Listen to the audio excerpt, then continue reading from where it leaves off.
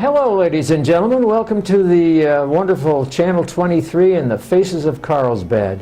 And as I've told you many times before on many of our interviews, all you have to do is pay attention to the people we're introducing, lovely ladies, handsome men, and if you see any of them on the street, go up and shake their hands and say, "Oh, I saw you on television." And that'll make them feel good. All right? And today we're blessed to have a very nice lady. Her name is Karen Ward, and you're going to learn a lot about this young lady because she has a great story to tell you. And Karen, thank you for being here, and we're going to go on to it. What we do on this show is to have the people we interview background of their grandparents, where their grandparents came from, and where their parents came from, and where you were born, and we have fun with the families. Okay. And tell us a little bit about your grandparents to begin with. Well, honestly, I'd never met my grandparents. My grandparents died before I was born. My mother waited 10 or 15 years before she decided to have kids. And so we never got to meet our grandparents. And so my mom's from South Carolina, and that's where her family's from. Oh, I see. And so she moved to New York where she had me. And so I was born and raised in the Bronx. And I love that because I had a very fortunate childhood. I had a very interracial neighborhood, which was wonderful. And so that was pretty neat. And I worked all my life in Manhattan. When I moved here to from New York to Carlsbad, I was living in Staten Island. Yeah. I want to stop just for a moment. And your dad, was he also from South Carolina? No, I don't know. I think he was from Boston. I think my dad was from Boston. I mean, I know more of where my mom's family is from than my father's family. Oh, I see. Yeah, that happens quite a lot in life, too. I've only met an aunt on my father's side. So, was she nice to you? Yes, she was. Oh, yes, good. she was. Yes. Well, let's go back into this New York growing up period. You were born in New York, you said, and you were in the Bronx at the time. Yes. And it's a funny thing because I had my dad, I told you earlier in the month, that my dad was born in Paterson, New Jersey, which is New Jersey, the neighbor of New York. Yes, and my great aunt and uncle, I really adored them. They were just wonderful. They lived in the Bronx also. Okay. And one day when we visited New Jersey, my dad said, "We're going to go over and see Auntie and Uncle." So we did, and we went up into the Bronx, and I thought, oh my gosh, this place is packed with people. I was never in a city this busy, you know. And we met them, and they told us to come in and sit down and relax, and they told us all about their time in New York City. And then one of the nicest things happened. You can tell us about that. The Bronx Zoo. Tell us a little bit about the Bronx Zoo. I love the Bronx Zoo. My favorite part of the Bronx Zoo is the bisons. The bisons? Yes. Now, I walk the whole Bronx Zoo, and my favorite animal is the tigers, and so they have over the years, they've opened up the tiger exhibit. And so they actually have a tram that goes through the Bronx Zoo where you can actually see the tigers roaming. They bought that property so that the tigers have free reign. And then they have a place where you can go, and they're behind the glass. Now, those are my favorite animals, but my favorite exhibit when I go to the Bronx Zoo is the bison exhibit. And it's huge. The Bronx Zoo is huge. It's just you walk everywhere. And I mean, it's been a while since I've been there, but me and my kids would go at least 3 or 4 times a year. Well, the two biggest zoos in the United States are the Bronx Zoo in New York and the San Diego Zoo. I've been there too. Oh my gosh. And you know, the San Diego Zoo is on levels. Yes. And so, yeah, I was there. My son is in the Navy, and so I went out to go visit him, and we decided to go to the San Diego Zoo. So boy, you hit the jackpot too, didn't you? I fell in love with both of them. Yeah. But I love animals anyway. Yeah, so do I. So what got your attraction to the bison? That's fascinating. Honestly, because of how they were treated. You know, like they were killed off when they were trying to get rid of the Indians. And I used to read a little bit of history about that. And then when we would go to the Bronx Zoo, my mom would read the little inscription on there And those bisons are ancestors from when they were trying to save the species. Yes. And so those bisons from the Bronx Zoo now have ancestors that roam in Wyoming now. So when they started repopulating the bisons, they did it from the Bronx Zoo, and then they put them back in the wild. And now we have wild bison in Wyoming. But when you read the history of them, when they were going to save those animals, that's where they put them at, in the Bronx Zoo. And so, Well, that's fascinating. yeah, and I thought that was fascinating too. So you're an animal lover. I love animals. I do, I too. love anything from no legs to 4 legs. Once they start having wings and 6 legs, I'm in trouble. Okay. Well, that's wonderful, because I feel the same way you do about that. And so what brought you to Carlsbad? The post office. And actually, my son kind of brought me to Carlsbad. I transferred out with the post office, but he's the one who found the job. And so my mom passed away from lung cancer. Oh, I'm sorry to hear that. And I've been looking for a change. I was bugging my mother. I said, let's move down south. Let's move down south. She goes, no, I don't want to go down there. It's too hot. My friends are up here. And then when she got sick, she wanted to move down south. And I said, well, Ma, I don't have the money to move down south right now. And so when she moved, I was a manager in the post office. And then I left being a manager to go back to being a craft worker. And that was because my mom was sick. And so being in the craft worker, I had more flexibility to be home with my mother if she got sick. You know, I could just get up and leave. Yeah. And so I went back to being a craft worker, a clerk. And then when she passed away, I went back to being a supervisor. And so the main reason I actually became a supervisor is because I knew I could get a transfer with the post office. Mm-hmm. And so I did that. You know, I supervised for a year, and my son came home on leave. And he was like, you know, Ma, it's time for you to leave. And I said, you think so? He said, yes, it's time for you to leave. Wow. You know, he goes, Eric just left the Air Force, and he's living somewhere, and I'm in the Navy, and the only one you have here is your brother. And so you need to go. Mom, Grandma's passed away. So he looked for a job for me. I showed him where the website was. And so I actually put in for Arizona first, and they turned me down. And then I put in for North Carolina and South Carolina. And when they turned me down, you know, I got on the ball. I was like, well, these are nationwide bids, so why are you guys turning me down? And they said, well, we're really looking for people in the state. So he said, well, try Carlsbad. And I go, what's in Carlsbad besides a left turn? You know, well, what's in New Mexico besides a left turn at Albuquerque? And he's like, Ma. And I go, look, I don't know anything about New Mexico. So we Googled Carlsbad. And I was like, no, I don't want to go. He's like, why? I said, it's brown. There's no green. He goes, but it's hot. You love hot weather.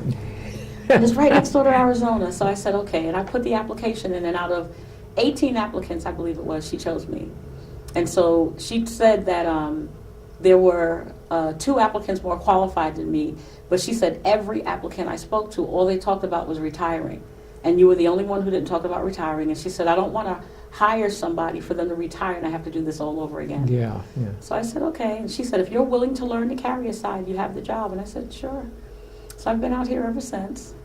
And let me tell you, when I first looked for an apartment out here, to get into a 3-bedroom house was like under $500 in 207. And then by the time I got out here, the rates were astronomical. And I was like, oh my God, it's like being in New York City. Mm-hmm. And I was like, wow. So, but other than that, I've been here. You know, I bought a house in 2010, and so I made a claim here. So I'll be here for a little while. I know I'll be here for at least another 6 years. Because my son, when he gets out of the Navy, he wants me to move with him wherever he's going. So I don't know if it's going to be Texas or Nevada or Arizona. Oh, So I see. I have no idea where I'm going. He said it's going to be one of those 3 states. So. Is he on a destroyer or a... No, he was a CB. Oh. And he's my youngest son.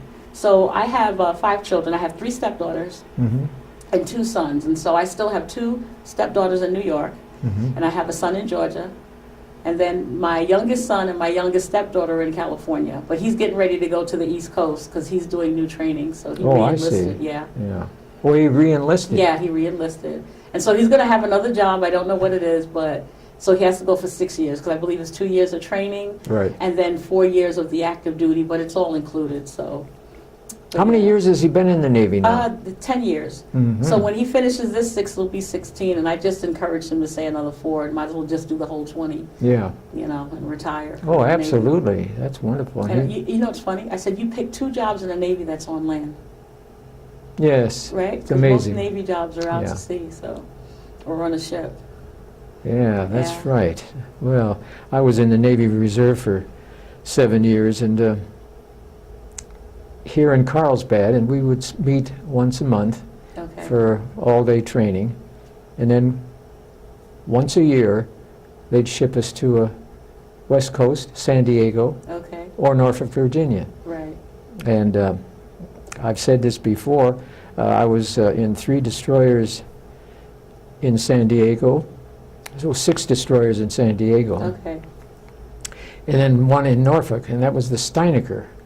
And I enjoyed I should say, the 2 destroyers I served on, the Sutherland and there was another one. It'll come to me sometime tonight when I'm sleeping.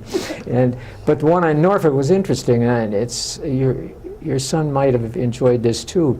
We ran into a horrible storm off the coast of North Carolina. Okay. And it doesn't bother me. I don't mind rough seas. It never Right. bothered me. Me either. And I never missed a meal. And the next morning I got up and these sailors were sitting down at the young guys. No, I was one of the older ones. And they looked at me and said, "Hey, Pop, how did you manage the storm last night?" I said, "What storm?" And they started looking at each other like, "This guy's crazy. What's he doing in the Navy?" Yeah. But it was interesting because I said, I never get sick, boys. You got to get used to the water. And so they looked at me and went back and ate breakfast again, but they didn't look too hungry after the night we had the night before. So anyway, so you're working at our local post office. No, I was working at your local. Oh, I post see. office. Okay. I retired from there in 2014. Oh, I see. Mhm. And now what do you do to entertain yourself? I work from home, Mhm. and I work for a company called Harvard Risk Management, and we're the largest broker of Legal Shield and ID Shield, and so that's what I do. Mhm. And so I'm just getting out, trying to be a resource in the community, especially since the Equifax data breach. And so, not to be a commercial, but we actually have the best identity theft plan that's out there. I mean, because we have total restoration. So if anything happens, they actually fix it, and it covers your whole family. Oh, that's wonderful. Yeah, it covers you, your spouse, and your significant other, and up to 8 children. So, yeah. This business of digging into people's business is quite apparent throughout all the states in the United States. Yes.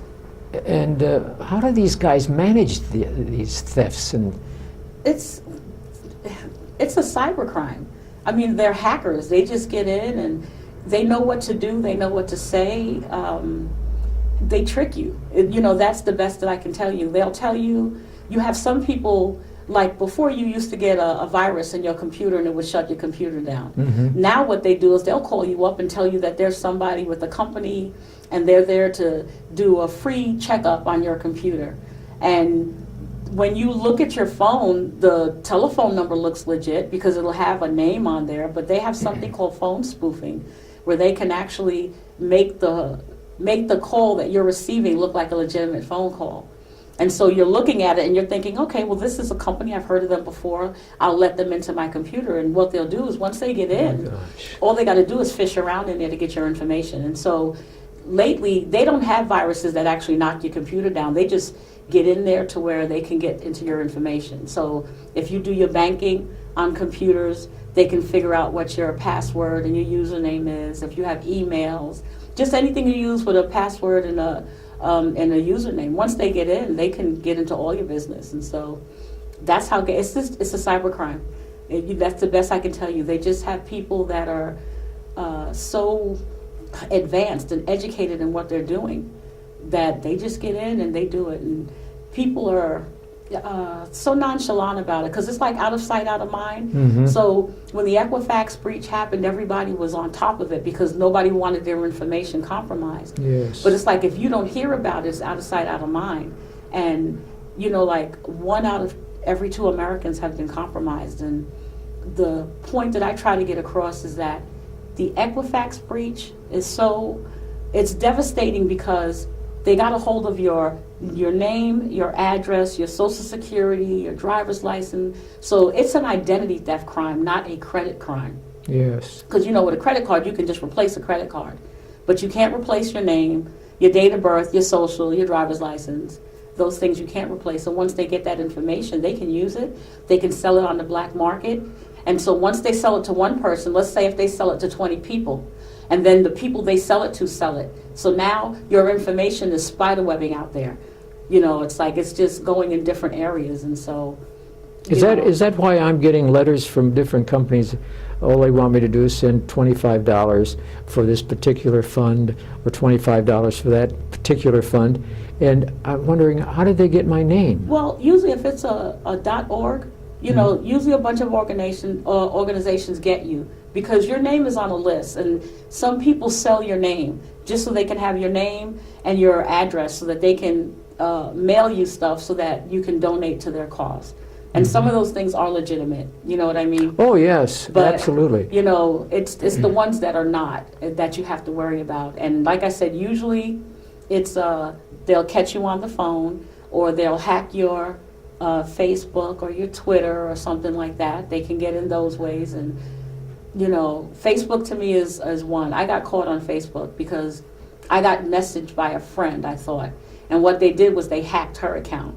Oh, my. Yeah, they hacked her account and we started a conversation. And so I got caught with $500 out there. And so when I started digging into it, you know, when I started calling her, I was like, well, does anybody have so-and-so's phone number? And they're like, yeah, we have it. And when I called and spoke to her, she goes, no, I never spoke to you. And I said, well, then you need a new account, because if you go on your instant message, you'll see that I've had a conversation with you. And she goes, no, you haven't. And evidently it was from their instant message account. They just made it look like hers. Well, it's nice to deal with companies that you can trust. For example, a number of years ago, I felt sorry for this Indian tribe in South Dakota. Okay. And I did get involved in it. And we've been involved all these years, and they keep sending beautiful gifts.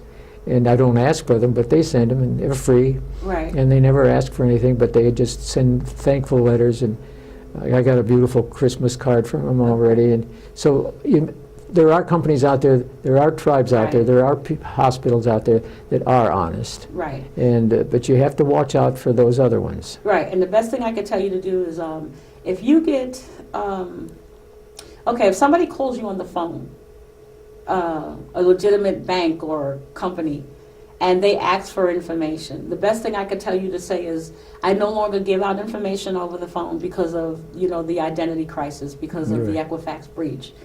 And, you know, they say, well, here's my number, call me back. The best thing I could tell you to do is, if it's a company you deal with, call them from your number. If it's not, Google them and make sure that the number they gave you is a matching number that you have to call, or call several numbers and call them and ask them, did they contact you? Did someone from their office contact you? To make sure that it's legitimate, because they will do stuff like that. Take the extra measure to make sure that the company that's contacting you is a legitimate company.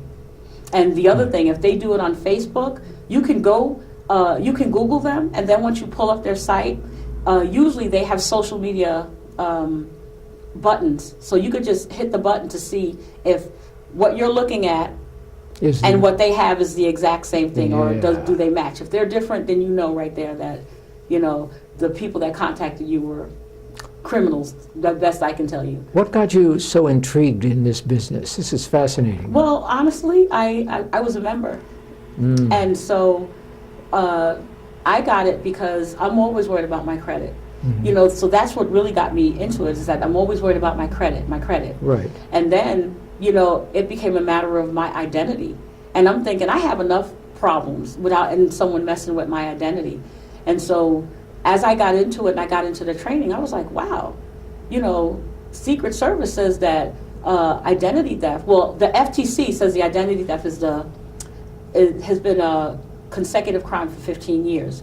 But the Secret Service has said that with all the sports together, does not combine how much money they're making with the information they have out there that they're doing with fraud and identity theft. And so it's even hard for them to keep up with what's going on, you know. So, you know, like, you can go to the FTC and they have sites that you can go to. They have stuff they can send you to help you out, you know what I mean? Yes. But it takes a lot to stay on top of stuff like that all the time. And then you have children, like over 3.5 million children have had their Social Security numbers compromised you have children that Oh, are in my debt because they gosh. didn't know, so yeah, it's a problem. They know how to get in there and figure out the numbers that, the Social Security gives out, and they sell them. And so, like, it's a shame, but it's the world we live in, and so you have to stay on top of stuff like that. And so, It's gotten really bad in the last couple of years. yes, it hasn't has. And that's one of the reasons why I'm always trying to get into different companies and do identity theft workshops so I can educate them and their employees. Because one of the things that I've learned in my training is that if you get hit with identity theft Mhm. and you become a victim, when you go to work, you're not thinking about work. You might physically be there, but your mind is going to be on, well, how can I fix this? And all the places that I need to call are during working hours. Yes. So if you're in an office type setting, you're going to be on that phone calling to get your stuff straight before you even think about taking care of work. And if you're a laborer, you know what I mean, while you're working, you're going to be on the phone trying to contact people to get these things straight. Mm. So everything takes place during business hours. Now, if you work in the evening, you're fortunate enough and you can take care of it during the day. But for everybody that has like a 9-to-5 job during working hours, that's when you need to take care of this stuff. And so, like I said, I've been contacting companies trying to get in so I can educate them on that. And it's a free identity theft workshop, so. Oh, that's wonderful. Yeah. Do you ever get homesick for New York? I do, and not so much New York as much as it is the food and things to do. Mm-hmm. And so I'm always complaining about the pizza out here. There's no pizza like New York. Oh, is that Pizza. right? Well, if you're from Chicago, I'm quite sure you say there's no pizza like Chicago, but you guys do not have great pizza out here. I mean, a large pizza in New York is your medium. Your large pizza here is their medium pizza in New York City. Large pizza in New York is huge. Oh my And then they gosh. sell it by the slice. So a slice might be about that long, and the back of it might be about that wide. You have to fold it over to eat it. Oh, boy. And then you have street vendors. I mean, it's the food. I miss the food more than Yeah, anything. yeah. And I always tell my family, when I get back to New York, y'all are going to have to roll me back on the plane because I'm going to eat. You're going to eat. I'm gonna eat. Oh, boy.